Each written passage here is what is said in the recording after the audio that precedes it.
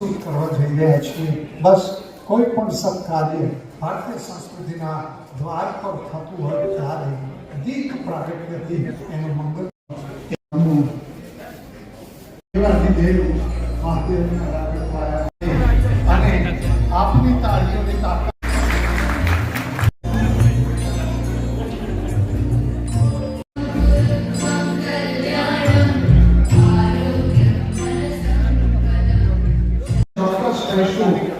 ભગવાનની સફળતામાં આપ પહોંચી શક્યા છીએ. એની માત્ર વાતો જ નહીં પણ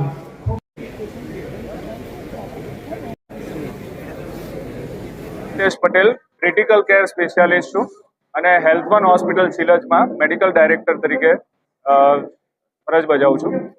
આ હેલ્થ વન નેક્સ્ટ વિશે જો હું વાત કરું તો એ આપણે બધા જ જે ડૉક્ટર્સ છે એના ગેટ ટુગેધર ટાઈપનો એક ઇવેન્ટ છે. પ્લસ હેલ્થ વને જે અચીવમેન્ટ અત્યાર સુધી કર્યું છે in the field of innovation, expertise અને જે ન્યૂ અપકમિંગ વેન્ચર્સ છે, જેમ કે આપણે ત્યાં SSI મંત્રા કરીને એક રોબોટિક સિસ્ટમ ડેવલપ કરી છે. પ્લસ રોબોટિક ઓર્થોપેડિક ની રિપ્લેસમેન્ટ, ટ્રાન્સપ્લાન્ટ બી આપણે ત્યાં થાય છે. પ્લસ એફોર્ડેબલ પ્રાઇસમાં એક્સપર્ટ ટ્રીટમેન્ટ આપે છે. મારું નામ ડૉક્ટર મિલિંદ અખાણી છે અને હું એક ગેસ્ટ્રો સર્જન અને લીવર ટ્રાન્સપ્લાન્ટ સર્જન છું અને હેલ્થ વનમાં એઝ અ ડિરેક્ટર અને head department of GI and HPP surgery તરીકે ફરજ બજાવું છું અત્યારે. સો બેઝિકલી આ હેલ્થ વન પ્રોગ્રામ એક અવેરનેસ છે, એક અમારા માઇલસ્ટોન્સ અમે લોકો જે અચીવ કર્યા છે એને સ્પ્રેડ કરવા માટેનો એક ઇવેન્ટ છે. પ્લસ લોકોની અંદર અહીં અવેરનેસ આવે કે આપણે ત્યાં શું શું ફેસિલિટીઝ અવેલેબલ છે અને આપણે કેટલી સારી રીતે બધી ફેસિલિટી અફોર્ડેબલ પ્રાઇસીસ આપણે ઓફર કરી રહ્યા છે, જેનાથી પેશન્ટને એક એક્સિલન્સ કેર મળે છે with precision as well as એકદમ સારી ક્વોલિટી સર્વિસીસ અવેલેબલ કરાવીએ છીએ. દી પટેલ વૈષ્ણવ, હું હેલ્થ વન શીલજ બ્રાન્ચમાં વર્ક કરું છું. હેલ્થ વન નેક્સ્ટ એક અવેરનેસ પ્રોગ્રામ બનાવ્યો છે, જેના માટે હેલ્થ વનના શું અત્યાર સુધીમાં જે સર્જરી થાય છે, શું નવા ઇન્સ્ટ્રુમેન્ટ્સ આવ્યા છે, એ બધા ડૉક્ટર્સને ખબર પડે. હેલ્થ વનનું એક અપ્રોચ છે હેપીનેસ ફર્સ્ટ.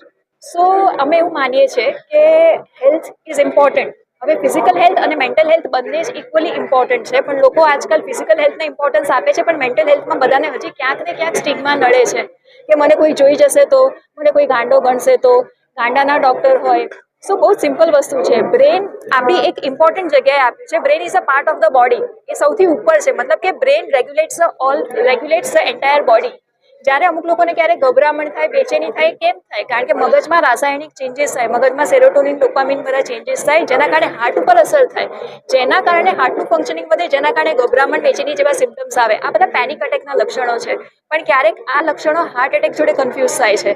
આમ માનસિક રીતે અત્યારે જે રીતનું લોકોની લાઈફસ્ટાઈલ છે, જે રીતે લોકોની ચિંતા વધી રહી છે, જે ક્રોનિક સ્ટ્રેસ છે, ક્રોનિક સ્ટ્રેસના કારણે મેડિકલ ઇલનેસ જેમ કે ડાયાબિટીસ, હાઇપરટેન્શન, થાઇરોઇડ, આ બધું જ બહુ કોમન છે. એટલે જો આપણે ટાઈમ પર મેન્ટલ હેલ્થ સિમ્ટમ્સ બધા જે હોય એ ટ્રીટ કરી શકીએ તો ઘણી બધી ફિઝિકલ ઇલનેસ પણ આપણે પ્રિવેન્ટ કરી શકીએ. So mental health is as important as physical health.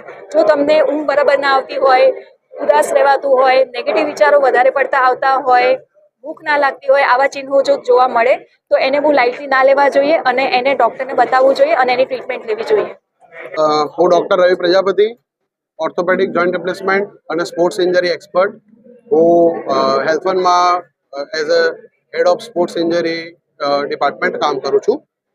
અમે બહુ ગર્વથી આ વાત આજે આપ ન્યૂઝ મીડિયાને કહેવા માંગીએ છીએ કે ગુજરાતમાં પહેલીવાર કોમનવેલ્થ ગેમ્સ અને આવનાર ઓલિમ્પિકને ધ્યાનમાં રાખીને first of its kind state of the art orthopaedic sports injury અને રિકન્સ્ટ્રક્ટિવ મેડિસિનનો ડિપાર્ટમેન્ટ અમે લોન્ચ કર્યો છે, જેમાં એથ્લીટ્સની ઇન્જરીનું પ્રિવેન્શન કે એને કેવી રીતે બચાવી શકાય, એમની મસલ હેલ્થ કેવી રીતે બેટર કરી શકાય, એ લોકોનું પરફોર્મન્સ કેવી રીતે બેટર કરી શકાય.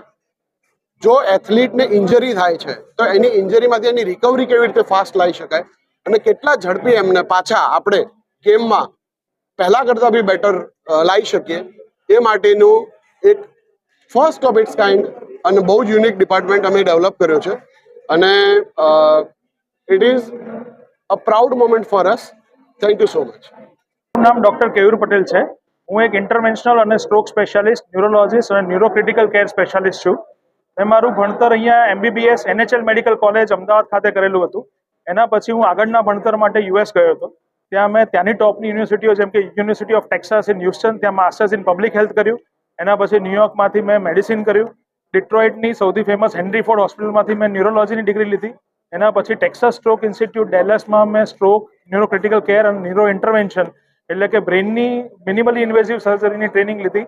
અમેરિકામાં 9 વર્ષ કામ કર્યા બાદ, અનુભવ મેળવ્યા બાદ હું 2016ના એન્ડમાં ઇન્ડિયા પાછો આવ્યો. કારકિર્દીની શરૂઆત તમને કહું તો આ હેલ્થ1ની શરૂઆત પહેલા ન્યુરો1થી થઈ. હું ન્યુરોલોજીસ્ટ હતો. અમેરિકા ટ્રેનિંગ મેળવ્યા પછી જ્યારે પાછો ઇન્ડિયા આવ્યો ત્યારે પહેલા ન્યુરો1 બ્રેઇન એન્ડ સ્પાઇન ઇન્સ્ટિટ્યૂટ નામથી અમે હોસ્પિટલ ચાલુ કરી, જેની અંદર અમે બ્રેઇન અને સ્પાઇનને લગતી બધી જ સારવાર એક જ રૂફ હેઠળ મળી રહે એવી અમે સિસ્ટમ બનાવી.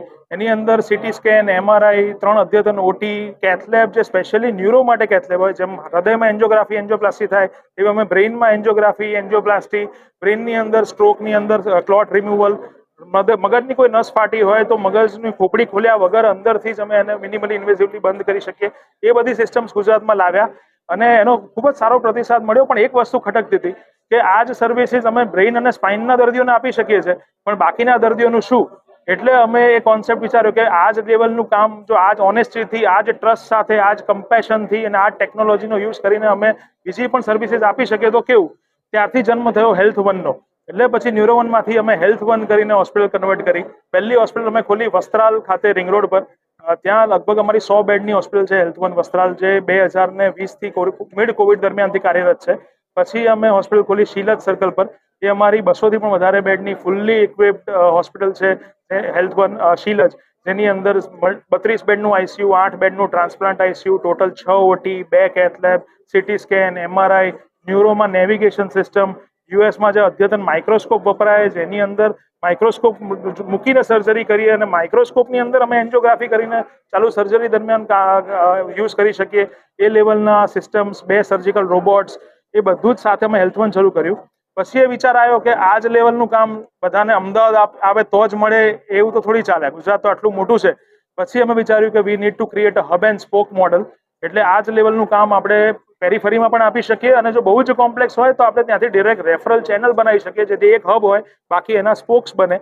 એ કોન્સેપ્ટ સાથે અમે ગાંધીનગરમાં એક હોસ્પિટલ ચાલુ કરી, જે SGS હોસ્પિટલ છે ગાંધીનગરમાં, જે અમે મેનેજ કરીએ છીએ. ગુરુકુલ સંસ્થાનના સહયોગથી અમે સ્ટાર્ટ કરી. એ પણ 200 બેડથી વધારે મોટી હોસ્પિટલ છે, જે ગાંધીનગર તથા ઉત્તર ગુજરાતની સૌથી મોટી પ્રાઇવેટ હોસ્પિટલ છે. પછી અમે હિંમતનગરમાં આવિષ્કાર ગ્રુપ સાથે સૌજન્યમાં આવિષ્કાર હેલ્થ1 કરીને હોસ્પિટલ સ્ટાર્ટ કરી અને મોડાસામાં યુનિટી હોસ્પિટલની સાથે સૌજન્યમાં યુનિટી હોસ્પિટલ મોડાસા સ્ટાર્ટ કરી. અને હવે 1 નવેમ્બરથી અમે ઉદયપુરમાં 2 અને એક ભીલવાડામાં એમ કરીને ટોટલ બીજી 3 હોસ્પિટલ સાથે રાજસ્થાનમાં પણ એન્ટર થઈ રહ્યા છે. ટોટલ આપણી હેલ્થ1 ગ્રુપની ટોટલ 8 હોસ્પિટલ અને મોર દેન 650 બેડ્સ થશે. અને આ એક યુનિક મોડલ એટલા માટે છે, હું ખાસ કહીશ કે તમે જે પણ મોટી હોસ્પિટલ જોશો એ ક્યાં તો કોર્પોરેટ ઓન્ડ છે, ક્યાં તો કોઈ બિઝનેસમેન ઓન્ડ છે, કાં તો હવે નવો જે ટ્રેન્ડ છે એમાં પ્રાઇવેટ ઇક્વિટી ઓન્ડ છે. This is a doctor owned, doctor operated model, જેની અંદર ડોક્ટર પોતે જો સંભાળતા હોય, ડોક્ટર પોતે ચલાવતા હોય તો બિઝનેસનો એંગલ ઓછો હોય અને માનવતાનો એંગલ વધારે હોય. એ લેવલ પર અમે આ હોસ્પિટલ ચલાવીએ. જોઈએ ને તો બ્રેનની અંદર સૌથી વધારે સ્ટ્રોક એટલે લકવા, પેરાલિસિસ કાં તો પક્ષઘાત કહીએ આપણે, એ લેવલના રોગો અમે વધારે જોઈએ છે. World wide it is the number 1 cause of disability in the world, brain stroke. Right, brain stroke થયા પછી પહેલા ટ્રીટમેન્ટ કે એવી સારવાર શક્ય હતી નહીં. લકવા પડે એટલે આપણે સીધા એવું કહેતા હતા કે કસરત કરો, સેવા કરો અને પછી જે ભગવાનને ગમ્યું તે ખરું. એના બદલે હવે એવી ટ્રીટમેન્ટ્સ આવી છે કે જો આપણે લકવાગ્રસ્ત દર્દીને જો પહેલા 4.5 કલાક દરમિયાન હોસ્પિટલની અંદર લાવી શકીએ, જે એમનું CT સ્કેન થઈને નિદાન થાય કે અમને લકવા છે, તો એવું ભારે ઇન્જેક્શન આવે લોહી પતલું કરવાનું, જે આપીએ તો એક ક્લોટ ખુલી જાય તો લકવાને રિવર્સ કરી શકીએ. એનાથી પણ આગળ જઈએ તો એ અપ ટુ 24 કલાક સુધી જો હોસ્પિટલ પહોંચી શકે તો પ્રોસિજર કરીને, અગેન મિનિમલી ઇન્વેઝિવ પ્રોસિજર કરીને આપણે બ્રેઇનમાં જે બ્લોકેજ છે એને ખોલી શકીએ. એમાં કોઈ પરમનન્ટ સ્ટેન્ડ મૂકવાનો હોતો નથી કાર્ડિયોલોજીની જેમ. કારણ છે એની અંદર hypertension, diabetes. Again India is the diabetes capital of the world. દુનિયામાં ક્યાંય નથી એટલા બધા ડાયાબિટીસના પેશન્ટ આપણા ત્યાં છે. બરાબર, સ્ટ્રેસ, એન્વાયરમેન્ટલ ફેક્ટર્સ, ઘણા બધા ફેક્ટર્સ એવા છે જેના કારણે લકવાનું પ્રમાણ અમે વધતા જોઈએ છીએ.